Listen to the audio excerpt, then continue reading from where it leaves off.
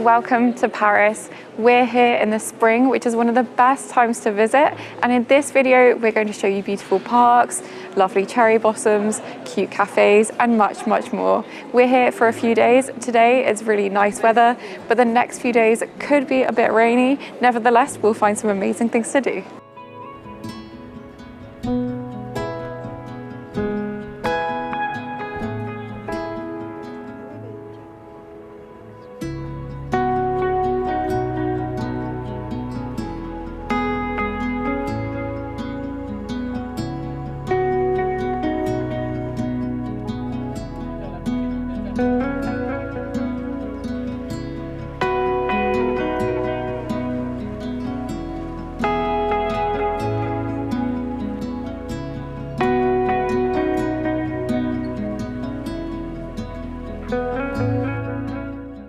Palais Royal is one of the most beautiful parks in Paris, and it's also a great place to visit in the spring thanks to the fact that it's home to 16 magnolia trees. It's actually a bit weird this year because they normally bloom a few weeks earlier, but due to kind of bad weather conditions earlier on in the year, they're now blooming in mid-March. I think the peak will happen in the next few days, but the reason we're filming today is because when it rains, they really quickly drop off the trees, and I think it's meant to rain tomorrow.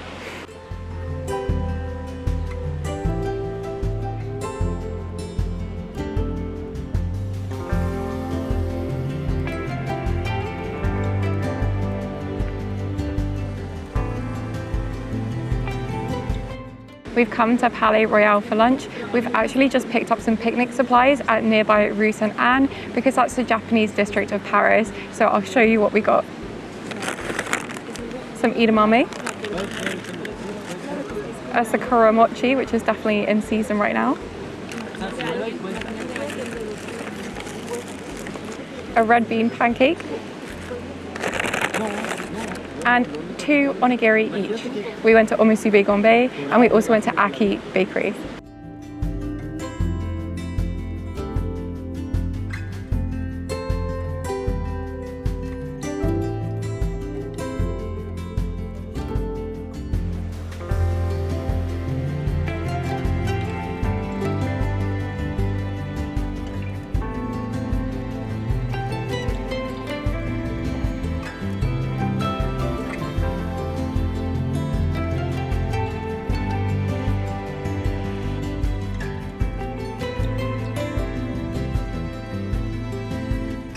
Honestly, one of the best things about visiting Paris during this season is the fact that you can just wander around and allow the place to reveal itself to you. You can go people watching on the cafes, you can stroll through the parks, and just is a really nice moment to soak up what Parisian life is really like.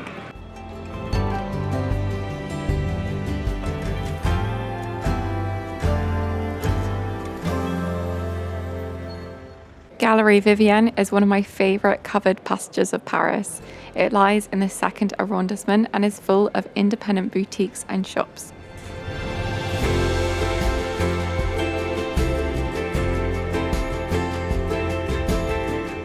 The sole cherry blossom tree on Rue du Louvre is always the first to bloom, and is a good indicator that all of the other beautiful blossoms in the city are going to bloom very soon.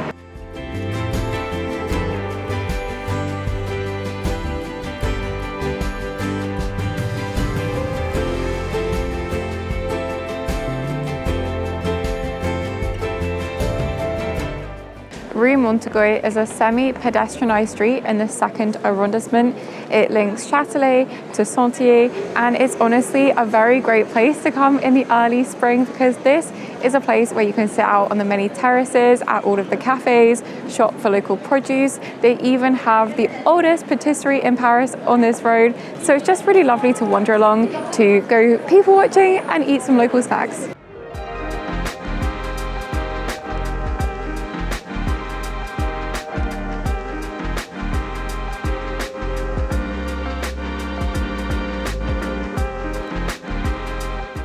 The roads leading off of Rue Montorgueil are also equally as charming, and they're home to lots of little bars, cafes and independent shops.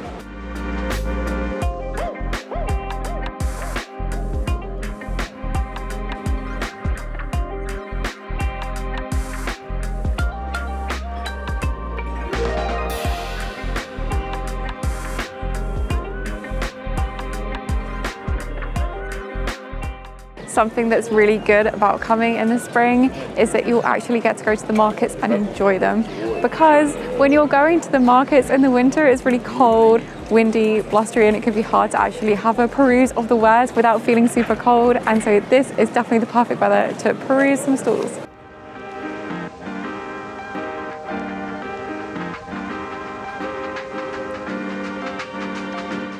The Nelson Mandela Gardens are close to Châtelet, which is one of the biggest metro stations in Paris. It's where a lot of lines converge. In the spring, this is where you'll find some beautiful cherry blossoms, magnolia, and other flowering plants. This area is also home to one of the largest churches in Paris, that's Église Saint-Eustache. Now that Notre Dame is open again, of course, you can visit, and you should check out the video of that on our channel. But if you want to go somewhere a little bit quieter, then this church is also just magnificent.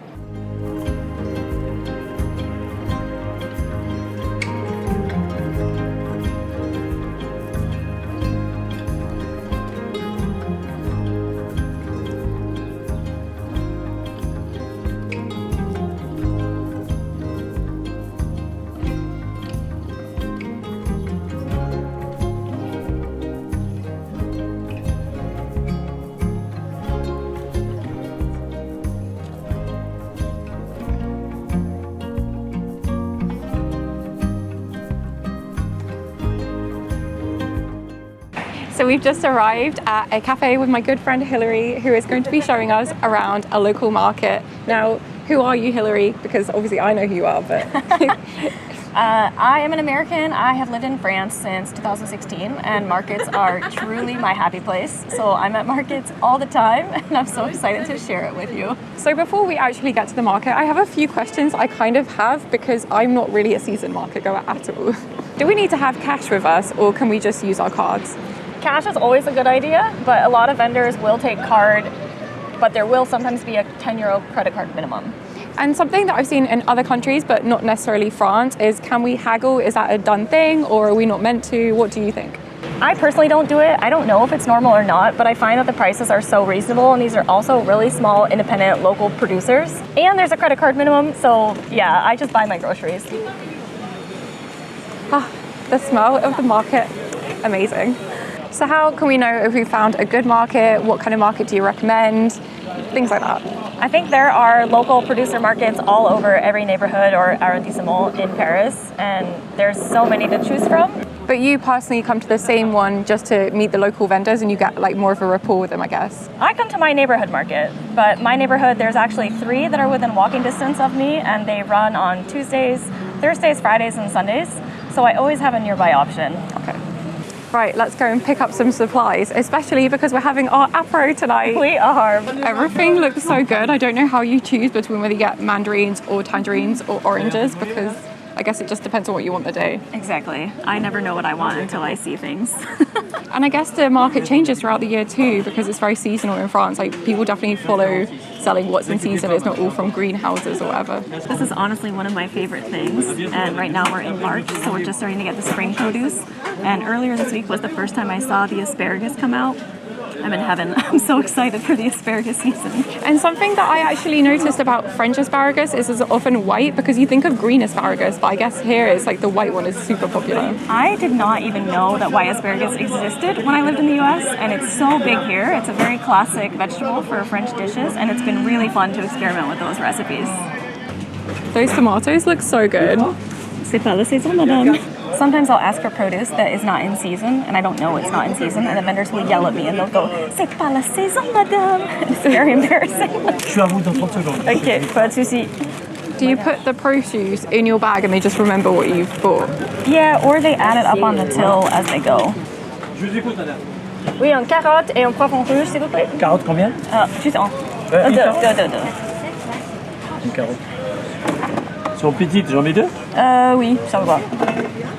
Yeah, so see, they just add it up on the till as they go. Merci. Et des épinards. Combien? 300. 300, c'est pas beaucoup, madame. C'est pas beaucoup? Je sais pas. Je rigole. Vous allez retrouver 100 grammes à la fin. C'est bon là comme ça? Oui, mais ça pèse combien? 400, 300 grammes, non, 400. 500. J'en avais un peu? Oui, juste un peu. Je viens de vendre, madame. Voilà, c'est bon. Parfait, 400, oui, ça me va. Et 2 avocats. Pour... Les avocats, par contre, oui. maintenant, c'est des gros. Ils sont 2,60 la pièce. Ok, 2. Je mets 2. Oui, oui. Faire manger dans 2 jours. Ok, parfait. Et sans surtout. D'accord. So you just bought quite a lot at the fruit and vegetable stand, and it only cost €15, which I'm really surprised about. That's such good value for money. It's amazing. It feels so reasonable, and I feel like the quality is so much better than the grocery stores. It's wonderful. And something that's also really cool about the market I just noticed is that the produce seller really tries to guide you in what's best, what you should be buying, what you shouldn't be buying, what's in season, what will go well with what you've just bought. That's so nice. And even the guy was like, oh no, this is a good quantity because actually this won't cook down to very much or whatever. Exactly. A lot of the times they will ask you how you're going to prepare it, or you can tell them how you want to prepare it, and they'll find the best option for you based on your cooking method. These look so good. They're amazing. Oui, parfait. Et avec des olives. Do you guys know what kind you want? Something spicy probably. Avez-vous des olives un peu piquantes? Tahitienne comme ça là. Ok, tahitienne. Un peu rôti. Okay. 15,49 s'il vous plaît. It's hard to choose, they all look so good. Oui, parfait. This is the best egg deal in Paris. You can get a plateau of 15 eggs for like €5. So you were just telling me that you have a story for basically every stand in the market. And what's the story behind the fish stand?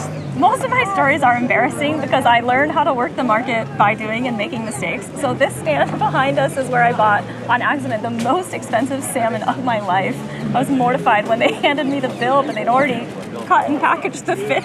And do you remember how much it was for this piece of salmon? I think it was like €30. Wait, is that a normal price? I don't eat salmon, but that seems kind of expensive. I meant to only buy like 2 salmon fillets, but they were so big and I didn't look at the cost per weight. And I was just like, are you sure? Is this correct? This is so expensive. And they were like, yeah, this is how much you ordered. And I was like, oh no. Ended up being the best salmon I've ever cooked at home though, so the quality is worth it. You just mentioned that there are lots of duplicates of stands, which I've just noticed around the market. How do we know if it's worth it, if it's worth the price, if the quality is good enough for what you're paying? Very good question. For me, I actually do get overwhelmed pretty easily, even though I'm at markets all the time. So I find that it's easier to kind of just like pick one and go with it. And if the quality is good, I keep going back, and the quality usually is good. Sometimes if I'm looking for something specific, I'll just look for which stand it looks the best at, or I'll look at the price and I'll think about how much am I willing to spend versus how good does the quality look, and make my decision that way. I guess that goes back to the salmon story. That goes back to the salmon story, yes. I can show you some salmon that's much cheaper and it does not look as good. Something that you just said to me as well is that you prefer if there's a niche specialist stand, so they just sell apples or something. Yeah, that makes the decision process much easier, because why would I buy apples from a stand with every fruit and vegetable under the sun when there's a stand that just does apples and has 8 different varieties? Are you allowed to touch the produce that you want to buy? So for example, I want to buy some apples, am I allowed to pick it up and look, or do you ask the stand producer? I always ask the stand. If you can touch it, they will tell you, but default to let them touch it for you. So definitely not like the supermarket. No. So this is how we see what the prices are. They've got these cards. Yeah, and they're roughly above the produce, but not always. So sometimes it can be a little hard to see really what the price is of something. Avec la petite tombe de Savoie. La Savoie. Oui. Est-ce qu'il vous faut 3 jours? Allez, choisissez. Débrouillez-vous. Okay, celui-ci. Celui-là? Oui. So the little piece of tombe blanche was about $3.70. The tombe de Savoie was €3, and the comté was $7.50. But it's going to be mind-blowing, so it's fine. And it's way better value than the supermarket. Yeah, and so much better. Like, the quality is insane. Looking at all that food has made me so hungry, so I think we need a snack. So what do you recommend? For your first hot food stand, I would say Lebanese food. It's like the most classic thing to find at a French market. Besides crepes maybe, but this market doesn't have a crepe stand today. Okay, let's go then. Yeah. Oh, you need to get the fresh wrap. Oh, I don't know what to get. Je ne sais pas quoi choisir, désolée. Je vous explique ou ça ira? Un petit peu, s'il vous plaît, si ça. Tout ça, c'est des manakish. Vous avez épinards fromage, 3 fromages, jambon fromage, poulet fromage, viande tomate oignon et viande tomate oignon avec du fromage. Et vous avez des épinards citron oignon. Et ça, c'est des galettes au thym. Et là-bas, c'est tomates, brebis, sésame oignon. D'accord. Et après, vous avez les sandwichs aussi, que je prépare sur place. Falafel végétarien, poulet, bœuf. Ça, c'est avec du fromage. Perfect. Merci beaucoup. Bonne journée. Au revoir. It was so hard to choose something, but I got the cheese and spinach. I'm so excited to try it. So your total haul is quite a lot of food. Yep. And how much did that cost? Today it was between 50 and €60, which is pretty standard. And that's most of your food for the week? Yeah, and for 2 people. And I basically only go to the grocery store when I can't find something at the market. So my ideal state is to almost never be going to the grocery store and just do the vast majority of my grocery shopping here at the market. The food is just so fresh and amazing in France. I genuinely think that's something a lot of other countries are missing. Yes. It's amazing as well, the variety of food, even though we're just in March. I think in the late spring and the summer, it must be even better, the variety. Exactly. You know you're getting good quality, you know you're getting seasonal produce, you know you're supporting independent local producers and vendors. And, you know, if it's a difference of buying the same fruits and vegetables at a grocery store or at the market, you may as well come to the market. Well, thank you so much for showing us around. And if you want to find Hilary on all her socials, she has some amazing Paris guides. Hilary in Paris, I'll link it in the description down below. Thank you so much again. Thank you for coming.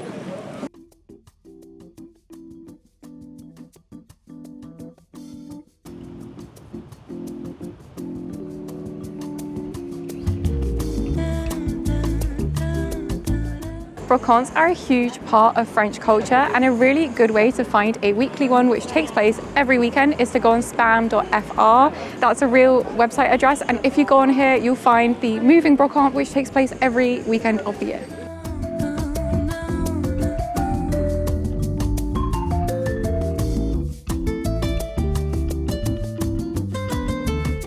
When coming to the brocante, you can find all kinds of vintage treasures, from old wine glasses to clothing to ceramics. Normally the prices aren't listed, so people do often haggle a bit, but if you really want something and it seems like a good price, then don't pass up on it, because to be honest, these are normally one-of-a-kind pieces that you won't be able to find anywhere else because they're vintage.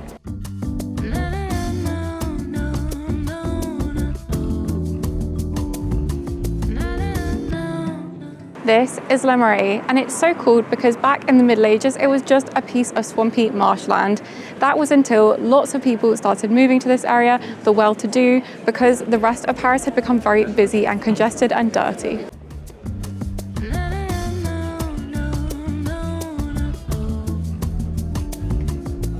Place des Vosges dates all the way back to the early 17th century, and it was the first public plan square in Paris. It's really beautiful. It's home to gems such as the Victor Hugo Museum, which is completely free to visit. And today, exceptionally, it's home to a really lovely brocante where you can find all sorts of vintage treasures. Unfortunately, I don't actually have any space left in my suitcase, but otherwise I would have done a bit of shopping here.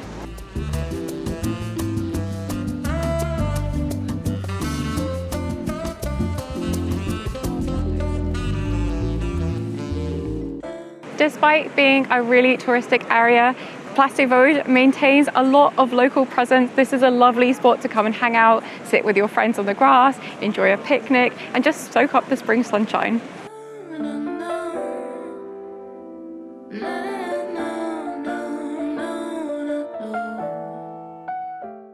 So we were just speaking to one of the vendors, and you are indeed supposed to haggle, because he told us that his initial price for a painting was €500, but when I said I was interested but I would maybe come back later, he said, well, you know, the price is negotiable. So definitely bear that in mind. If you are really interested in something but it is a bit pricey, then do say, oh well, what time are you here until? Are you here tomorrow? And then they might negotiate a bit on the price.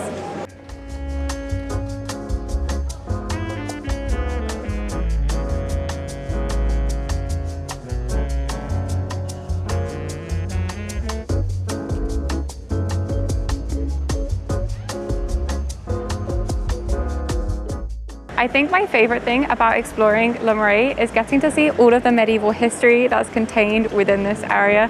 For example, the wall just behind me might not look like much, but it's actually a remnant of the Louis Philippe wall, which dates all the way back to the 12th century.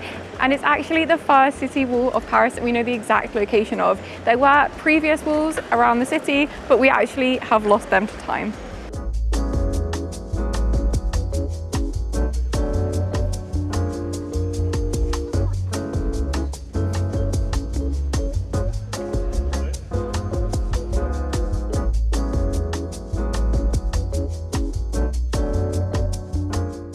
Hôtel de Sens is a 15th century medieval manor house which was originally constructed for the archbishops of Sens, which is a town not very far away from Paris. Today it houses Bibliothèque Fournie, which is a library specializing in the decorative arts.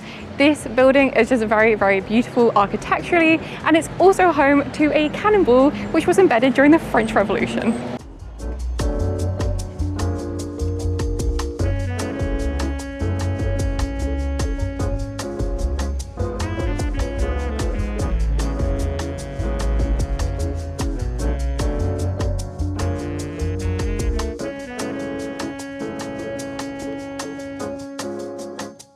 If you go just behind the library, you'll find this beautiful garden, which is a bit of a hidden gem. It opened to the public in the 1950s. Today, you can come here, enjoy some snacks that you've bought nearby in Le Marais, for example, at a bakery. We just bought some snacks from Land and Monkeys, which is one of my favorite vegan bakeries in Paris.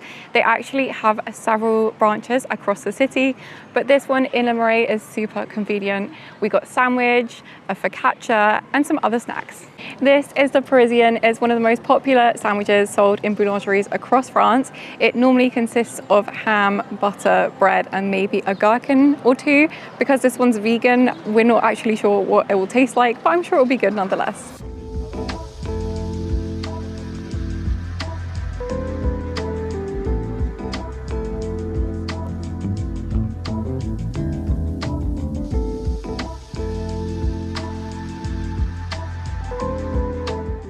These little green boxes are known as the bouquinistes of Paris, and they line both sides of the river Seine.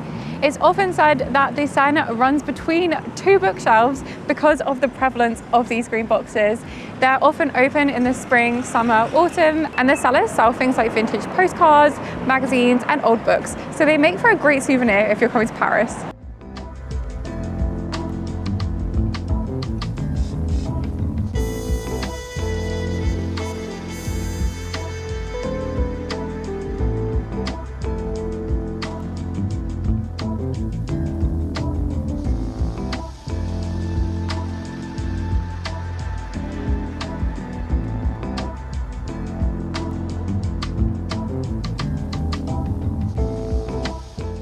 Now, when you're coming to Paris in the spring, you might be wondering, what should I pack? The first thing you should pack is an umbrella because it can be very rainy. It was raining this morning, sunny, and I think it might be raining again this evening. The other thing you should consider is layers, because one day it can be 10 degrees while the next day will be 18. So having a jacket with some cardigans and some t-shirts is the perfect combination.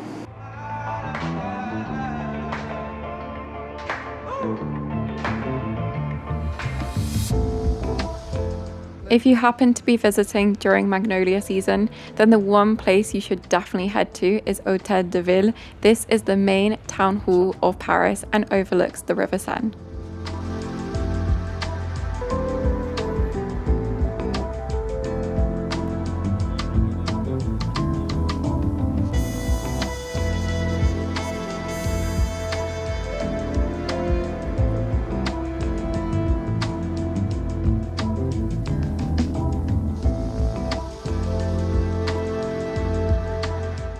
While lots of people choose to walk along the quays of the Seine, I particularly enjoy coming to the Ile Saint-Louis, which is a lot quieter, there's fewer people around, and there's lots of nice little bistros and bars.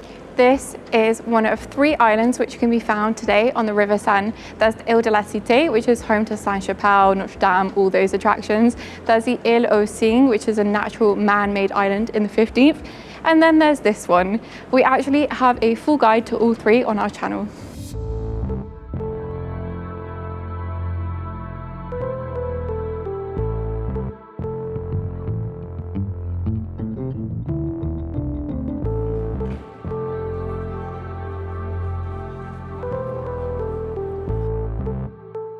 And one of my favorite things about walking around this area is all of the beautiful doors which you can take photos of.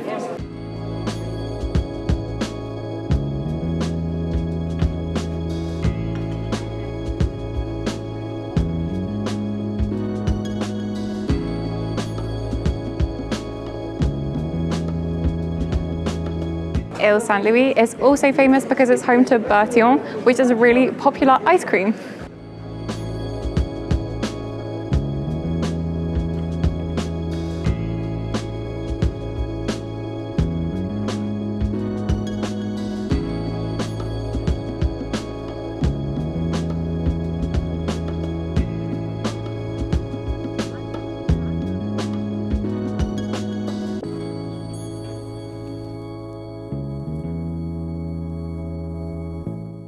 Batignolles is a really lovely residential district in the 17th arrondissement of Paris, which is in the northwest of the city. We're here to explore the Martin Luther King Park. It's full in bloom right now. There's magnolia, there's other blossoming trees, and for the rest of the day we're going to be exploring the city on a scooter so that we can show you all of the beautiful blossom, because it's very, very spread out, and then you can see all of it for yourself and decide which you actually want to see when you come to Paris.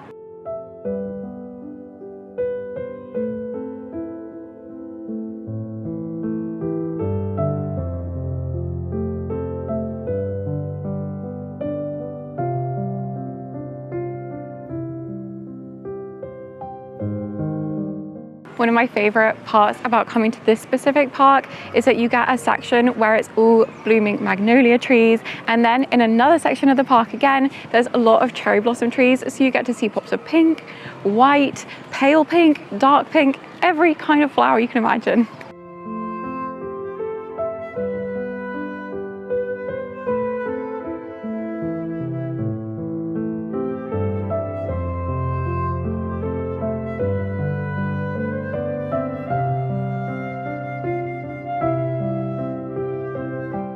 I genuinely can't believe how nice this park is, and the best thing is that we're some of the only people here. This is definitely a locals park because it's so far away from the rest of the city, but it's totally worth coming if the cherry blossoms are in bloom during your visit. Unfortunately, I can't really give you an exact date of when this will happen because this depends entirely on the weather earlier in the year. So for example, this year the blossoms are pretty late, but last year they were a few weeks earlier. So yeah, keep checking the weather continuously as well as social media apps, and you'll figure out when the blossoms are in bloom.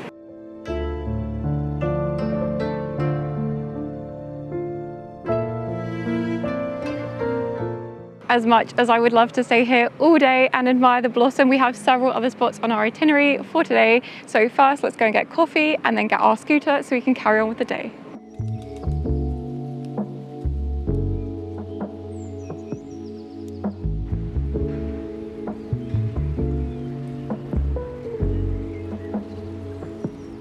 If you're an animal lover, then you'll definitely want to come to the Square des Batignolles. This is a paradise for bird lovers, as here you'll find ducks, geese, and even parakeets. It's hard to believe that this area was once a disused freight yard.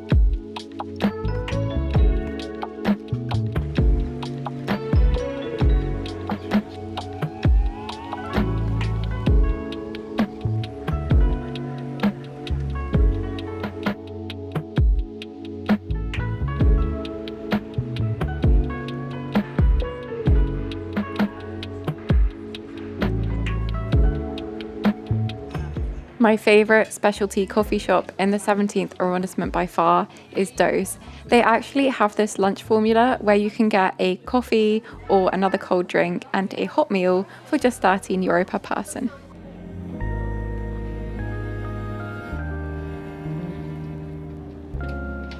It was then time to pick up our scooter for the day. Now, you can just rent these scooters with a driving license, but I would say that you should only do this if you feel comfortable riding a scooter, and also if you feel comfortable driving in Paris, because Paris is definitely not the easiest place to drive if you're not used to busy city conditions.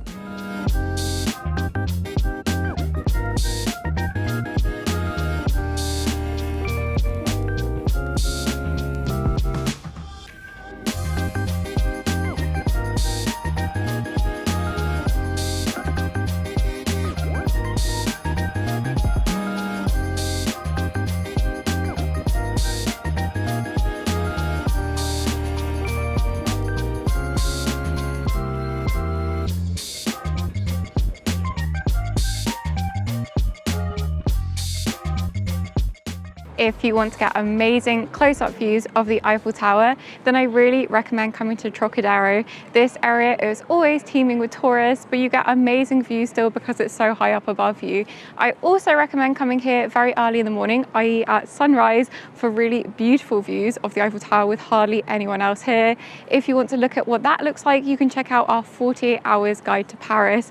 Otherwise, this area and park is also home to lots of cherry blossom trees, which look particularly beautiful at the moment.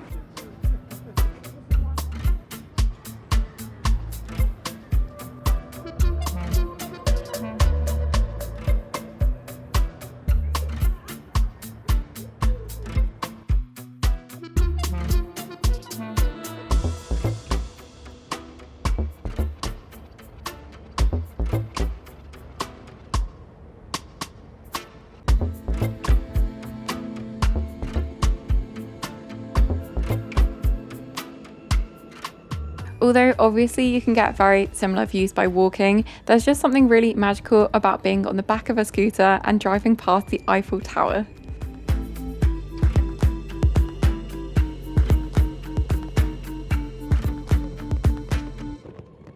We then headed through the illustrious 6th arrondissement, and if you're interested in this area, we actually have a whole video on it. Anyway, this area is definitely known for its beautiful cafes, amazing churches, and little lanes.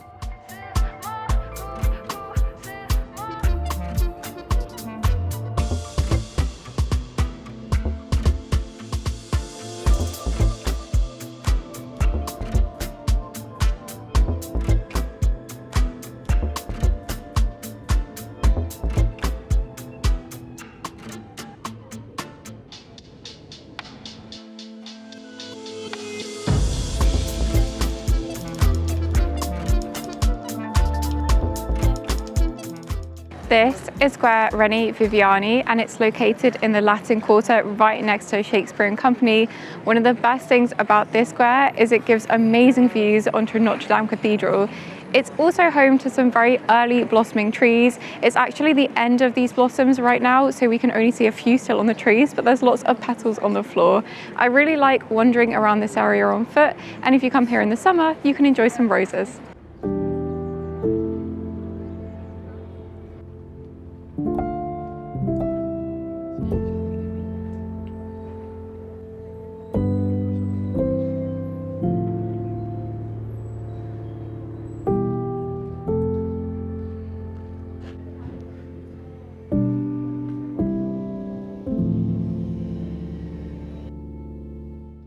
Whenever I'm in this area, I can't resist going to Odette, which sells these little choux pastries with all different flavors.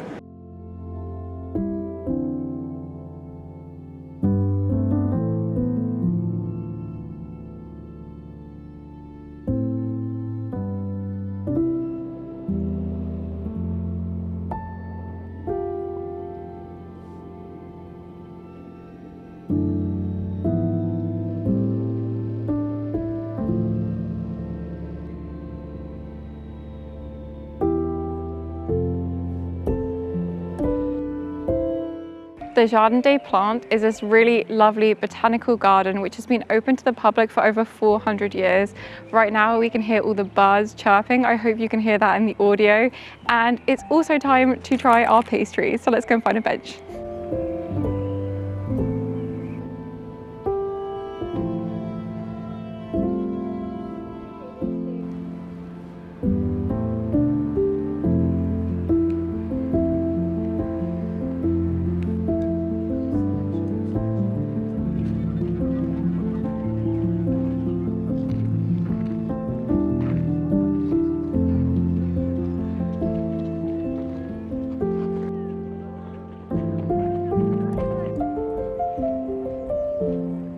They're a bit pricey as they're €2.50 each, and so we only got 3 to try. We got 3 different flavors: praline, pistachio, and wait, what was the third one again? Oh, caramel. I'm not sure they've traveled very well, but I'm sure they'll be very tasty.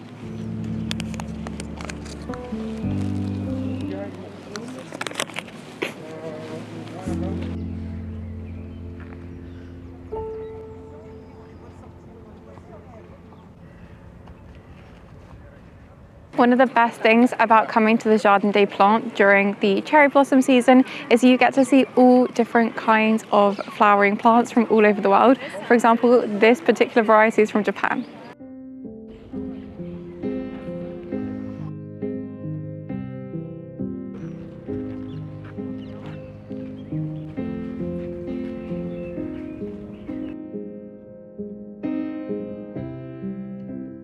Because the Jardin des Plantes is right next to the Natural History Museum, there's a lot of historical elements to this garden. For example, just behind me, you'll find a merry-go-round, which is populated with endangered and extinct animals.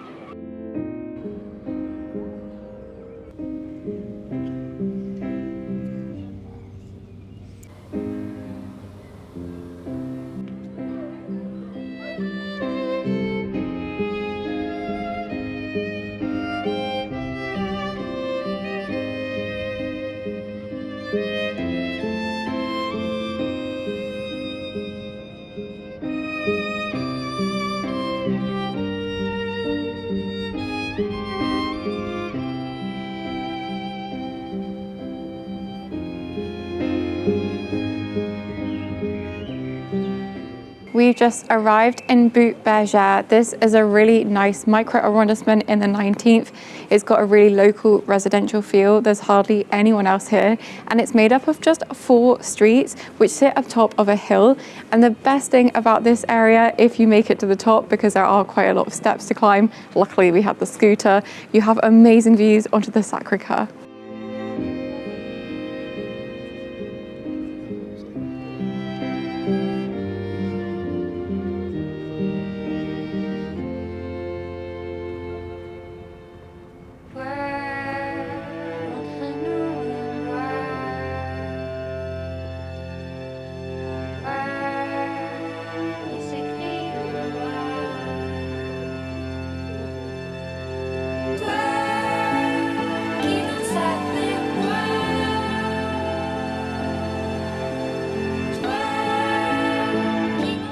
Yeah, another gem of the 19th arrondissement which I really enjoy visiting is the Parc des Buttes. Here you'll find waterfalls, follies, a bridge designed by Gustave Eiffel, and many more treasures. It's just a really nice place to come in the spring. You can enjoy the blossom, sit on the grass, well, not this grass, but some other grass, and just have a really nice time.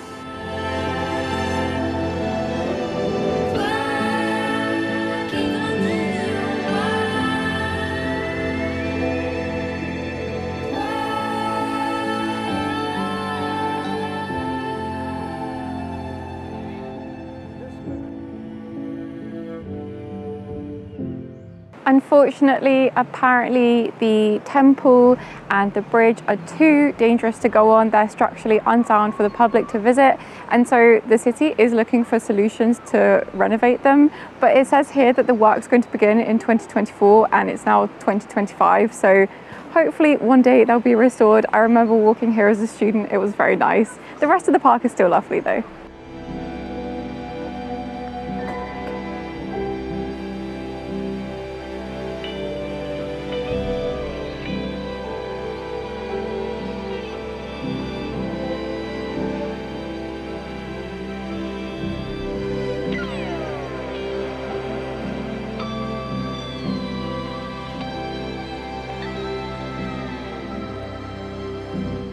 Thank you so much for watching, and don't forget to like and subscribe, because if you liked this Paris video, then you'll probably like this one too.